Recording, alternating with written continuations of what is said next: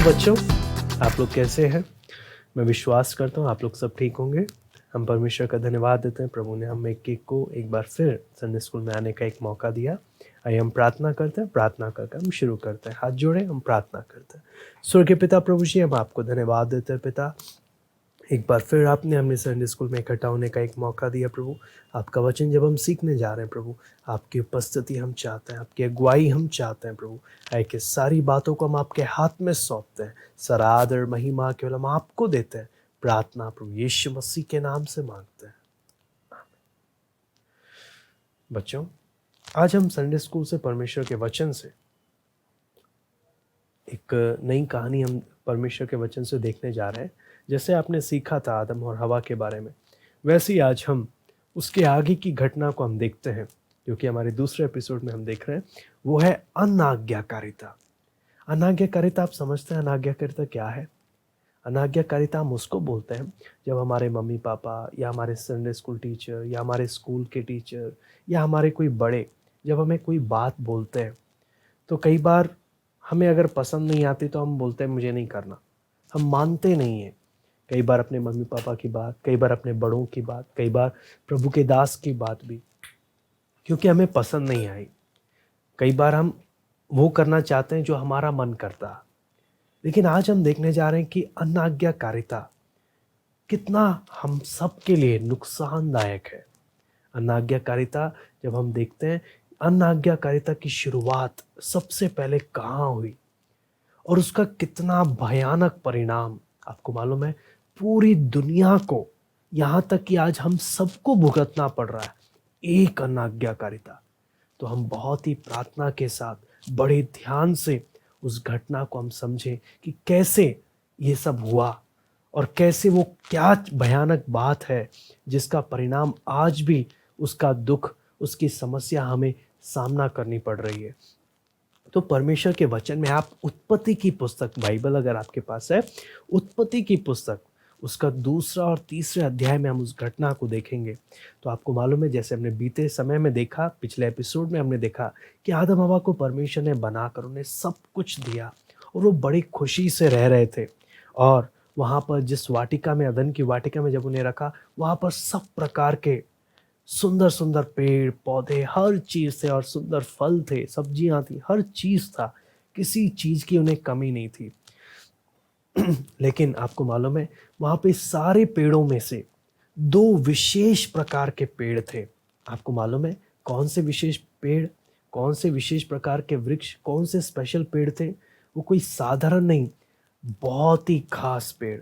आपको याद है, हमने फर्स्ट क्लास में भी इसके बारे में सीखा था। वो 2 पेड़ थे, जीवन का पेड़ और भले बुरे के ज्ञान का पेड़। कौन कौन सा? जीवन का पेड़ और भले बुरे के ज्ञान का पेड़। तो आपको मालूम है, परमेश्वर ने अपने वचन में, जब हम उत्पत्ति की पुस्तक 2 अध्याय में जब हम पढ़ते हैं, तो वहाँ पर लिखा है, उत्पत्ति 2 का 16 और 17 में जब हम पढ़ते हैं, यहोवा परमेश्वर ने आदम को ये आज्ञा दी, तू वाटिका के सब वृक्षों का फल बिना खटके खा सकता है। यानी पूरी वाटिका में जितने भी वृक्ष हैं और जितने भी फल लगे हैं, तू पूरा खा सकता है, पर भले या बुरे के ज्ञान का जो पेड़ है उसका फल तू कभी नहीं खाना, क्योंकि जिस दिन तू उसका फल खाएगा उसी दिन अवश्य मर जाएगा। आपको मालूम है, परमेश्वर ने बोला सब खा सकते हो, सब कर सकते हो, बस कौन सा पेड़ का फल नहीं खाना? भले बुरे के ज्ञान के पेड़ को नहीं, उसका फल नहीं खाना। वो वृक्ष परमेश्वर ने वर्जित किया था, वो वृक्ष परमेश्वर ने मना किया था कि उसका फल, आपको याद है, ऐसे ही हमारे मम्मी पापा, हमारे बड़े, हमारे प्रभु के दास दासी, हर कोई, हमें कोई ना कोई चीज़ होती है जो मना करते हैं कि बस ये चीज़ नहीं करना, बाकी सब हम कर सकते हैं। लेकिन आगे जब हम परमेश्वर के वचन में देखते हैं, 3 अध्याय में परमेश्वर, देखना, परमेश्वर ने उन्हें साफ साफ मना किया था कि तुम नहीं खाना। सबसे पहली आज्ञा, आप सोचते हैं ना, कई बार बोलते हैं, देखते हैं मम्मी पापा हमेशा ऑर्डर देते हैं, ये नहीं करना, ये करना, टीचर बोलते हैं ये नहीं करना, ये करना, सब लोग बोलते हैं ये नहीं करना, ये करना। अरे क्या मैं अपनी मर्जी नहीं कर सकता? हमेशा क्या मुझे दूसरों की बात ही सुननी पड़ेगी? कई बार बहुत बुरा लगता है कहना मानना, लेकिन आपको मालूम है, कहना मानने में ही हमारी बहुत भलाई है। लेकिन जब हम नहीं मानते कहना, हमें उस समय तो समझ नहीं आ रहा होता, हमें लगता है उस समय हम बिल्कुल ठीक हैं, लेकिन हम जब वो गलती कर बैठते हैं तो हमें बहुत बाद में पछतावा होता है। इसलिए आपने कहावत सुनी होगी कि पछताने से अच्छा है सावधान होना। पछताने से अच्छा है सावधान होना। तो ये एक अंग्रेजी कहावत थी जिसको मैं आपको बता रहा हूँ। तो अब मैं आपको इस घटना को उत्पत्ति 3 अध्याय में मैं आपको बताने जा रहा हूँ कि शैतान किस चालाकी से आता है। आपको मालूम है बच्चों, शैतान बहुत चालाक है। वो कभी नहीं चाहता कि हम परमेश्वर के साथ चलें। शैतान, आपको मालूम है, परमेश्वर ने नरक की आग जो बनाई है वो आपके और मेरे लिए नहीं बनाई। परमेश्वर ने नरक की आग शैतान और उसके दूतों के लिए बनाई है। लेकिन शैतान नहीं चाहता कि मैं अकेले नरक में जाऊं। शैतान चाहता है कि जिस जिसको परमेश्वर ने अपने प्यार से बनाया है, जो जो परमेश्वर के बच्चे हैं, उनको भी मैं अपने साथ नरक में लेके जाऊं। वो कैसे लेके जाता है? वो योजना बनाता है कि परमेश्वर के बच्चे शैतान की बातों में आकर पाप करें, शैतान की बातों में आकर परमेश्वर के रास्तों को छोड़ दें, शैतान की बातों में आकर बुरे बुरे मार्गों में, बुरे बुरे दोस्तों के पास चले जाएं, उनकी बातें सुन लें और उनकी बातें सुनकर नाश हो जाएं। इसे बच्चों बहुत ध्यान से हमें इस घटना को समझना है कि शैतान किस चालाकी से आपको, मुझे, सब बच्चों को, सब बड़ों को, हर किसी को नाश करने की योजना बनाता है। उत्पत्ति 3 अध्याय में जब हम पढ़ते हैं, यहोवा परमेश्वर ने जितने बनेले पशु बनाए थे उन सब में सर्प धूर्त था। सर्प आपको मालूम है, सांप धूर्त था। धूर्त मतलब सांप चालाक था। जितने भी परमेश्वर ने जानवर बनाए उन सब में चालाक था कौन? सर्प, शैतान। उसने स्त्री से कहा, क्या सच है कि परमेश्वर ने कहा तुम इस वाटिका के किसी वृक्ष का फल ना खाना? अब मैं आपको अब क्या बात बता रहा हूं, यहाँ पर शैतान ने किसका इस्तेमाल किया? सारे जानवरों में जो सबसे चालाक है उसका इस्तेमाल किया। उसी प्रकार आपको मालूम है कि शैतान किनका इस्तेमाल करता है। और सबसे बड़ी बात है, आपको मालूम है सारे जानवरों के नाम किसने रखे थे? सारे जानवरों के नाम आदम ने रखे थे। सब जानवरों के नाम जब आदम ने रखे हैं तो इससे हमें क्या चीज समझ में आता है कि आज सर्प जो था, जो जानवर जो थे, सबको आदम हवा बड़े अच्छे से जानते थे, कोई अजनबी नहीं है। उसी प्रकार शैतान उन्हीं लोगों को चुनता है आपके और मेरे जीवन में परीक्षा लाने के लिए जिन्हें हम जानते हैं, जिन पर हम भरोसा कर सकते हैं। तो बच्चों, यहाँ पर हम देखते हैं बहुत चालाक था सर्प, और उसने, आपको मालूम है क्या बोला? उसने स्त्री से कहा, क्या सच है कि परमेश्वर ने कहा तुम इस वाटिका के किसी भी वृक्ष का फल ना खाना? आपको मालूम है, आपने जरूर ऐसे खुद भी नाटक भी किया होगा, या आपने देखा होगा कोई ऐसे नाटक करता है कि कई बार होता है ना, हमें कुछ बातें मालूम होती है लेकिन हम लोगों के सामने ऐसे भोले बन जाते हैं ना, दूध के धुले हुए बन जाते हैं, जैसे हमें कुछ भी पता ही नहीं है ना। उदाहरण के लिए आप समझो कि मम्मी ने बोला है किचन नहीं जाना, हाँ तो हम किचन चले जाते हैं फिर भी छुप छुप कर, और गलती से हमारे हाथ से दूध का बर्तन गिर जाता है, सारा दूध बह जाता है, और हम जाकर ऐसे बैठ जाते हैं संत महात्मा की तरह, जैसे हमें कुछ पता ही नहीं है कि किचन में क्या हुआ। और फिर मम्मी आके पूछती है, क्या हुआ, तुमने देखा किचन में दूध गिर गया? दूध? किचन में दूध था? कैसे गिरा? कब हुआ? क्या हुआ? है ना, कितने भोले बेचारे बन गए। आपको मालूम है, ऐसे ही शैतान को मालूम है परमेश्वर ने कौन सा पेड़ का फल खाने को मना किया हुआ है, फिर भी शैतान सर्प के द्वारा क्या पूछता है कि क्या सब परमेश्वर ने खाने को मना किया है? क्यों? शैतान चाहता है, अरे बता तो सही, तू परमेश्वर के बारे में, परमेश्वर के वचन के बारे में कितना जानता है। तो आपको मालूम है स्त्री ने क्या कहा? स्त्री ने सर्प से कहा, इस वाटिका के वृक्ष का फल हम खा सकते हैं, पर जो वृक्ष वाटिका के बीच में है उस वृक्ष के उस फल के विषय में परमेश्वर ने कहा कि ना तो तुम उसको खाना और ना उसको छूना, नहीं तो मर जाओगे। अब देखो ना, यहाँ पे आप मुझे बता सकते हो हवा ने क्या चीज किया? क्या परमेश्वर ने ऐसा बोला था? नहीं, परमेश्वर ने ऐसा नहीं बोला था। परमेश्वर ने बोला था तू उस वृक्ष का फल कभी नहीं खाना, नहीं तो मर जाओगे। लेकिन हवा ने अपनी मर्जी से मिर्च मसाला लगा के बोल दिया तू उसको छूना भी नहीं। आपको मालूम है, हम भी कई बार ना कोई कोई बात को मिर्च मसाला खूब लगा देते हैं। 10 बातें जोड़कर मम्मी को बोल देते हैं, 10 बातें जोड़कर हम लोगों को बता देते हैं, अपने मन से बता देते हैं, अपनी बातें जोड़ जोड़ कर। ये सब आपको मालूम है किसका खेल है? ये सब शैतान का खेल है। हमें ऐसी बातें कभी नहीं करनी चाहिए, हमें ऐसा काम कभी नहीं करना चाहिए। लेकिन यहाँ पर जब देखते हैं, जब शैतान ने देखा ये परमेश्वर के वचन को हवा नहीं जानती है, ये परमेश्वर के वचन को सीरियसली नहीं लेते हैं, ये परमेश्वर के वचन को ऐसी ही छोटी मोटी किताब की बात समझते हैं, तो शैतान ने क्या किया? शैतान ने बोला, स्त्री से क्या बोला सर्प ने? तुम निश्चय नहीं मरोगे। और परमेश्वर आप जानता है कि जिस दिन तुम उसका फल खाओगे तुम्हारी आंखें खुल जाएंगी, तुम भले बुरे के ज्ञान पाकर परमेश्वर के बराबर हो जाओगे। आपको मालूम है, जब आप और मैं परमेश्वर के वचन बाइबल को नहीं पढ़ते हैं ना, तो लोगों की बातें हमें परमेश्वर की बातों से ज़्यादा सच लगने लग जाती हैं। हमें परमेश्वर के वचन पर शक होने लग जाता है, हम परमेश्वर से दूर होने लग जाते हैं। बच्चों, हमेशा ध्यान रखना, चाहे कुछ भी हो, हमें ज़रूर डेली सुबह शाम हम एक एक ने बाइबल पढ़ना। अगर आप चाहते हो मैं अच्छा बच्चा बनूं, आप चाहते हो मैं अच्छा इंसान बनूं, तो परमेश्वर के वचन में लिखा है, जवान अपनी चाल को किस उपाय से शुद्ध रखे? तेरे वचन के अनुसार सावधान रहने से। फिर भजन संहिता 119 में लिखा है, मैंने तेरे वचन को अपने हृदय में रख छोड़ा कि तेरे विरुद्ध पाप ना करो। तो अगर हम परमेश्वर का वचन पढ़ेंगे तो हम सब बुरे रास्तों से दूर रहेंगे। इसलिए आप सब ने इस बात को ध्यान में रखना कि मैं शैतान या लोगों की बात सुनने से ज़्यादा मैं किस पर ध्यान लगाऊंगा? मैं परमेश्वर के वचन पर ध्यान लगाऊंगा।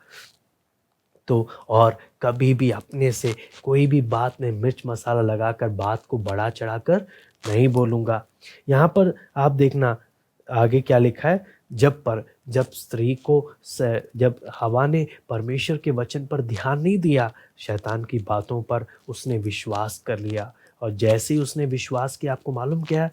जब उसने देखा, इसलिए लिखा है, जब स्त्री ने देखा उस वृक्ष का फल खाने के लिए अच्छा है और देखने में मन भाव यानी बहुत अट्रैक्टिव है और बुद्धि देने के लिए चाहने योग्य भी है, उसने उसमें से तोड़कर खाया और अपने पति आदम को भी दिया और उसने भी खाया। आपको मालूम है, कई बार जो चीज़ परमेश्वर हमें मना करता है ना, वो चीज़ देखने में बहुत अच्छी लगती है, बहुत अट्रैक्टिव लगती है और बहुत खिंचाव होता है कि हम ले लें, हम खा लें।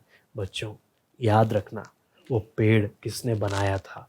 परमेश्वर ने। आदम हवा को सोचना चाहिए था, जब परमेश्वर ने हमें सब कुछ दिया खाने पीने को, परमेश्वर अगर ये पेड़ बना सकता है तो परमेश्वर से अगर हम कुछ मांगेंगे, परमेश्वर हमें इस पेड़ से भी अच्छी चीज़ हमें दे सकता है। लेकिन परमेश्वर ने जो मना किया है वो चीज़ हमें कभी नहीं करना। हम बेशक परमेश्वर से मांग लेंगे अगर हमें कुछ चाहिए, लेकिन हम कभी भी वो काम नहीं करेंगे जो परमेश्वर ने हमें क्या किया है? मना किया है। लेकिन आपको मालूम है, परमेश्वर टेस्ट करता है, परमेश्वर देखता है मैंने आदम हवा को सब कुछ दिया, क्या ये मेरा कहना मानेंगे? आपको मालूम है, परमेश्वर को बहुत दुख लगा और गुस्सा भी आया कि क्योंकि आदम हवा ने किसकी बात पर भरोसा नहीं किया? परमेश्वर का कहना नहीं माना। वो देखकर परमेश्वर को गुस्सा आया, अच्छा नहीं लगा। और आपको मालूम है उसका परिणाम क्या? उन्होंने लालच किया। याद रखना, हमें कभी भी क्या नहीं करना है? हमें लालच नहीं करना है। परमेश्वर को, आपको मालूम है, परमेश्वर एक चीज़ बिल्कुल पसंद नहीं करता, वो है अनाज्ञाकारिता। परमेश्वर बिल्कुल पसंद नहीं करता जब हम उसकी आज्ञा नहीं मानते। पहला शमूएल 15:22 में भी लिखा है, आज्ञा मानना बलि चढ़ाने से उत्तम है। यानी परमेश्वर से अगर हम आज्ञा नहीं मानते परमेश्वर की, तो प्रार्थना करने का कोई फायदा नहीं। अगर हम परमेश्वर की आज्ञा नहीं मानते तो परमेश्वर को कुछ भी देने से कोई फायदा नहीं। परमेश्वर, बाइबल में लिखा है, परमेश्वर तभी खुश होता है जब हम उसकी आज्ञा को मानते हैं। आज्ञा कैसे? मम्मी पापा की आज्ञा मानना, परमेश्वर के वचन के अनुसार जीवन बिताना, प्रार्थना करना, बाइबल पढ़ना, उसके अनुसार जीवन बिताना। इस प्रकार से जब हम जीवन बिताते हैं तब परमेश्वर खुश हो जाता है। लेकिन जब हम आज्ञा नहीं मानते, परमेश्वर बहुत दुखी हो जाता है। आज्ञा में माँ बाप का, अपने टीचर्स का, सबका हमने क्या मानना है, कहना मानना है। लेकिन आपको मालूम है, जैसे ही आदम हवा ने उस पेड़ के फल को खाया, आपको मालूम है उसी टाइम वो आत्मिक रूप से मर गए। और आपको मालूम है शारीरिक रूप से भी मौत उनके पीछे आ गई। आपको मालूम है हम लोग क्यों डेट ऑफ बर्थ गिनते हैं कि हाँ मैं इतने साल का हो गया, मैं इतने साल का हो गया। क्यों? क्योंकि एक दिन हम मरने वाले हैं। आपको मालूम है जब परमेश्वर ने इंसान को बनाया था ना, कभी मरने के लिए नहीं बनाया था। लेकिन आदम हवा ने जब परमेश्वर का कहना नहीं माना, पाप आ गया और पाप के कारण मौत आ गई। आप देखते हैं ना आज बहुत लोग मर जाते हैं। क्यों मर जाते हैं? क्योंकि आदम हवा ने परमेश्वर का कहना नहीं माना, उसके कारण मौत आ गई। और मौत आज सब पर राज कर रही है और सबको एक ना एक दिन मरना पड़ता है। तो बच्चों, इसलिए हमें समझना, आज जब हम पुलिस वाले को देखते हैं, आज हम अलग अलग चीज़ों को देखते हैं, ये सब चीज़ें हमें क्या चीज़ बताती हैं कि देखो आज जब देखते ना स्कूल में हम चीटिंग अगर कोई मार रहा है ना, ये सब चीज़ किसके कारण हुआ? पाप के आने के कारण। आज हम देखते ना, आज मैं जिस समय ये रिकॉर्डिंग हो रही है आपकी क्लास, आज जब आप इस वीडियो को देख रहे हैं, इस समय में कोरोना चल रहा है और जिससे हजारों लाखों में लोग मर रहे हैं। आपको मालूम है ये सब क्यों हुआ? एक गलती थी, आदम हवा ने परमेश्वर के कहने को नहीं माना। अगर उस समय मान लिया होता, आज ये सब नहीं होता। लेकिन हमने जब वचन में देख रहे हैं, इसलिए हमें समझना बच्चों, परमेश्वर का कहना मानना कितना ज़रूरी है। नहीं तो आदम हवा को लगा एक छोटा सा फल ही तो खा रहे हैं, क्या होगा? नहीं, फल में कुछ नहीं है। परमेश्वर ये देखता है क्या हम उसका कहना मानेंगे या नहीं, क्या हम अपनी मनमर्जी करेंगे या परमेश्वर की। या परमेश्वर ने इतना सब कुछ दिया, परमेश्वर से अगर मांगेंगे परमेश्वर और भी कुछ बहुत कुछ देगा। लेकिन बस परमेश्वर का हमने क्या मानना है, कहना मानना। तो बच्चों, इसमें आपने देखना है, समझना है कि पाप के कारण जब आदम हवा ने पाप किया, शारीरिक मृत्यु आ गई, आत्मिक मृत्यु आ गई। और आपको मालूम है इसके कारण जब आदम हवा ने परमेश्वर का कहना नहीं माना, परमेश्वर ने उन्हें फिर वाटिका से बाहर निकाल दिया था। अदन की वाटिका से बाहर निकाल दिया था। और आपको मालूम है वाटिका में एक और पेड़ था, भले बुरे के ज्ञान के अलावा, जीवन का पेड़, जीवन का वृक्ष। उस वृक्ष की खासियत आपको मालूम क्या थी? उस वृक्ष की खासियत थी कि अगर आप उसका फल खाओगे आप कभी नहीं मरोगे। लेकिन आपको मालूम है दुख की बात क्या है? आदम हवा ने कौन सा वृक्ष का फल खाया? भले बुरे के ज्ञान का वृक्ष का फल। इस कारण परमेश्वर ने बोला अब इन्होंने पाप कर दिया, अब इनको मैं जीवन का वृक्ष का फल खाने नहीं दूंगा। इस कारण परमेश्वर ने उन्हें वाटिका से क्या कर दिया था? बाहर निकाल दिया। और वहां पर स्वर्गदूतों को नियुक्त किया और चारों ओर घूमने वाली तलवार को, करूबों को और चारों ओर घूमने वाली तलवार को परमेश्वर ने, ज्वालामय तलवारों को परमेश्वर ने वहां पर नियुक्त किया पहरा देने के लिए। इसके बारे में 3 अध्याय के 24 में लिखा है, इसलिए आदम को उसने निकाल दिया और जीवन के वृक्ष के मार्ग का पहरा देने के लिए अदन की वाटिका के पूर्व की ओर करूबों को और चारों ओर घूमने वाली ज्वालामय तलवार को भी परमेश्वर ने नियुक्त कर दिया। तो इसलिए हमने समझना है कितना गंभीर है पर आज्ञा ना मानना। समझ में आया? तो बच्चों, इसलिए याद करने वाली आयत मैं अब आपको बताऊंगा, आप मेरे पीछे पीछे बोलिए। क्योंकि पाप की मजदूरी तो मृत्यु है, परंतु परमेश्वर का वरदान हमारे प्रभु मसीह यीशु में अनंत जीवन है। वेरी गुड, एक बार फिर से। क्योंकि पाप की मजदूरी तो मृत्यु है, परंतु परमेश्वर का वरदान हमारे प्रभु मसीह यीशु में अनंत जीवन है। रोमियो 6:23। रोमियो 6:23। Very good. तो मैं आपसे कुछ सवाल पूछने जा रहा हूँ, उम्मीद करता हूँ आपको कहानी समझ में आई है। सबसे पहला सवाल है, सर्प के रूप में वहां कौन आया था?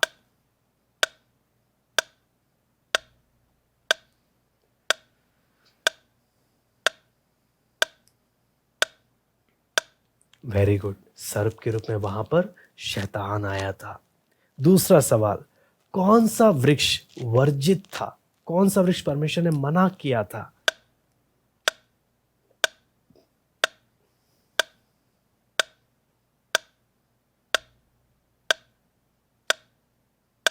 वेरी गुड, भले बुरे के ज्ञान का वृक्ष।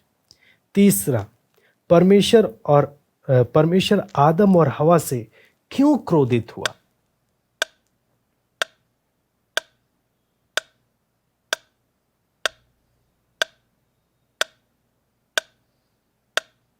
क्यों? वेरी गुड, क्योंकि परमेश्वर अनाज्ञाकारिता से घृणा करता है। परमेश्वर बिल्कुल पसंद नहीं करता अनाज्ञाकारिता को, इसलिए परमेश्वर क्या हुआ?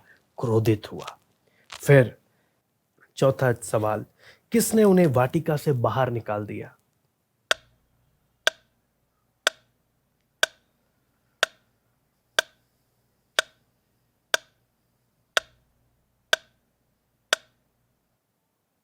वेरी गुड, परमेश्वर ने उन्हें क्या कर दिया? वाटिका से बाहर निकाल दिया। जीवन की वृक्ष की रक्षा कौन करता था?